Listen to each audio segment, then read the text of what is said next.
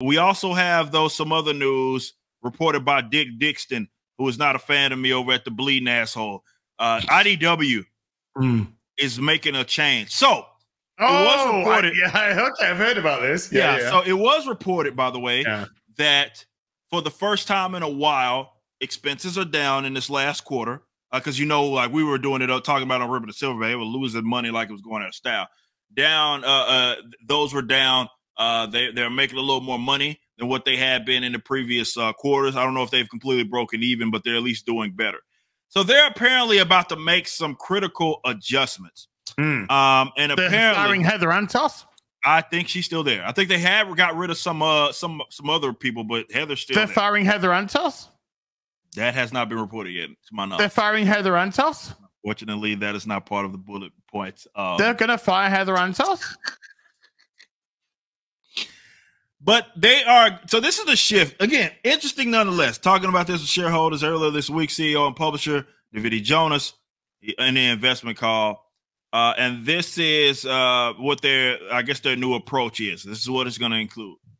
And I'm going to be clear here. I'm going to be objective as I possibly can. As a guy that has talked about it at IDW and some of the financial issues that they have had, this first point is interesting. And I will also agree that if they are going to somehow make an adjustment, this is not a bad idea. And that is this new line of superheroes in a superhero universe. So for you guys that don't know, IDW has almost exclusively made money off other people's property through licensing. Teenage Mutant Ninja Turtles, Transformers, which they don't have anymore. There's a bunch of them that they've lost. I think they recently even lost My Little Pony, if I'm not mistaken, with T. Franklin. Shout out. Shout out. But I believe they've even wallets and things. Balls. That's what she said. Draining wallets and balls. That's what she said. But so that's the risk kind of that you run there, right? You get some licensing agreement, you can make a little money off of it. Obviously, the company kind of makes money. That's the attraction, right? If you license your stuff out, it's like you get the kind of kickback. They come up with the ideas, you just make money off of that. And it was very beneficial. Sonic, obviously, one as well that they made a lot of money off of. But it's a very risky thing because what happens when those agreements run up and Transformers goes to Skybound? Right, you're left with a major gap there. How's that doing? How's that doing for Skybound? Yeah, that Transformers comic, apart from being one of the biggest selling comics right now, pretty good. I guess it's all right. I'd say so. That's the risk that you run. So I will say again, just being purely objective here. Now, obviously, you got to have the right team to pull it off. Okay, so yeah, I do think that having a brand like IDW is at least recognizable. Sure, maybe there's some I guess some traction to be gained here with starting like focusing on your own properties, right? Coming up with your own properties and seeing if you can hit big with those. However, you got to have the right team to be able to do that. And do we entrust? 100% agree. You got to entrust. Are you going to bring some guys that are some heavy hitters? Maybe so. And then, yeah, I think that could work. But this part was interesting, especially considering the type of stories that they've told. Retelling biblical characters and stories set in the modern era, in modern storyline, but kind of borrowing from the stories.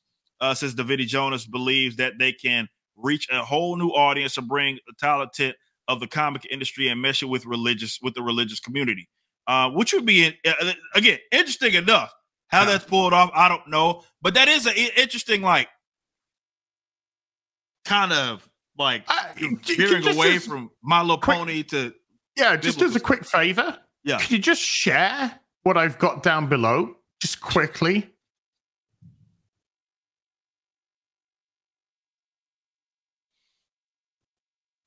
What does that say on her t-shirt? El Satan. What does it say underneath that? And then what's under that? See the upside down crucifix there. See it? Which is and where does she work? Again, if I'm wrong, I'm wrong. But to all accounts, she has not been part of the layoffs. So she works at IDW. Yeah. Okay.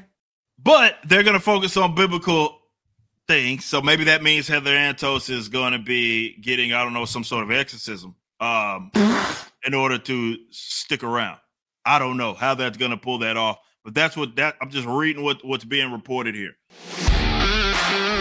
Thanks for watching. Be sure to head over to Rippaverse.com to check out our comic book company. We have books, plenty of merchandise, and even some glorious animations from Rippaverse Studios.